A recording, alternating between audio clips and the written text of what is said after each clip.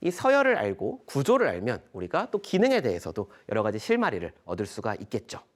서열에 대한 정보는 우리가 시퀀싱이라고 불리는 기법을 사용을 해서 어떤 주어진 생명체 안에 있는 여러 가지 단백질 서열들을 우리가 찾을 수가 있습니다. 반면 구조 정보는 그에 비해서 알기가 어렵습니다. 실험적으로 여러 가지 기법들이 개발이 되어 왔고 그 기법들을 통해서 많은 구조들이 밝혀진 것은 사실입니다. 그렇지만 다들 돈이 많이 들고 또 노력이 많이 들고 시간이 오래 걸리는 그런 문제점들을 안고 있습니다. 지금 구조를 밝히는 실험 기법으로 3가지 정도가 많이 활용이 되고 있는데요. X선 결정학이라고 하는 방법이 있고 핵자기 공명 분광학이라고 하는 방법이 있고 또 저온 전자 현미경이라고 하는 방법이 있습니다. 이 방법들에서 10개가 넘는 노벨상이 나왔습니다.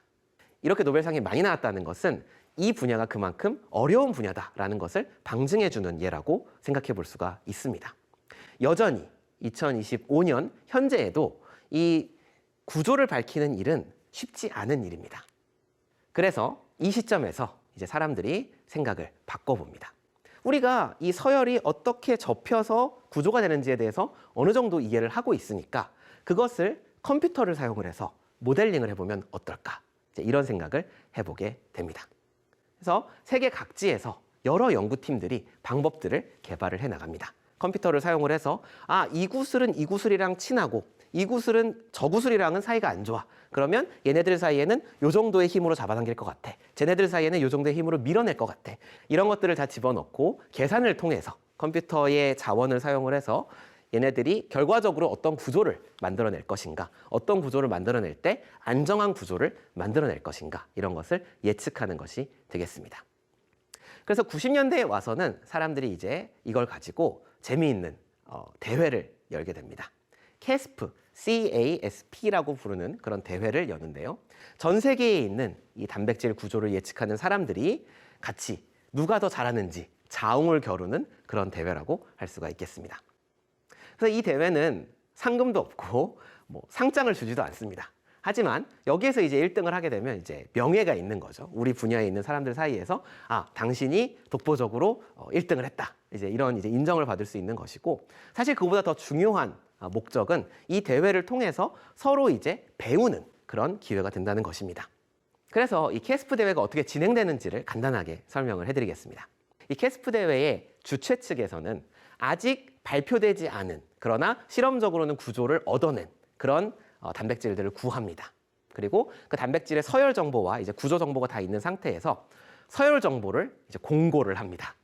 그러면 이제 전 세계에 있는 연구팀들이 공지되어 있는 서열 정보를 보고 각자 가지고 있는 프로그램을 사용을 해서 예측을 합니다. 그래서 우리는 이런 구조를 얻었습니다. 우리는 저런 구조를 얻었습니다. 그것을 이제 주최 측에서 취합을 해서 정답 구조에 가장 가까운 것이 무엇인지 점수를 매겨서 이제 공고를 하게 됩니다. 근데 제가 아까 말씀드렸던 것처럼 이것이 그냥 1등을 가리는 것만 목표가 아니고 서로 이제 얼마만큼이나 우리가 잘하고 있는지 그리고 지식이 얼마만큼 발전해 가고 있는지 이것을 또 나누는 것이 중요한 부분이기 때문에 계속해서 자체적인 평가를 해 나갑니다. 그래서 캐스프 1회 대회가 1994년에 열렸는데요. 그 94년의 대회 이후로 얼마나 우리가 잘 해오고 있는지를 사람들이 평가를 해봤습니다. 그런데 30년의 시간이 흐르는 동안에 사실 아주 많이 발전을 했다고 하기에는 조금 아쉬운 부분이 있습니다. 여러 가지로 우리가 방법들을 개발을 했고 계속해서 정확도는 올라왔지만 그럼에도 불구하고 실험적으로 찾아놓은 구조가 없이 이 예측만 가지고 어떠한 단백질이 어떤 구조를 가질 것이다라고 말하는 것은 한 80% 확률로 맞을 것 같은데요. 이런 정도까지밖에 얘기를 할 수가 없는 상황이었던 것이죠. 그러다 보니 실험으로 단백질을 연구하시는 분들이 많이 이렇게 얘기를 하셨습니다.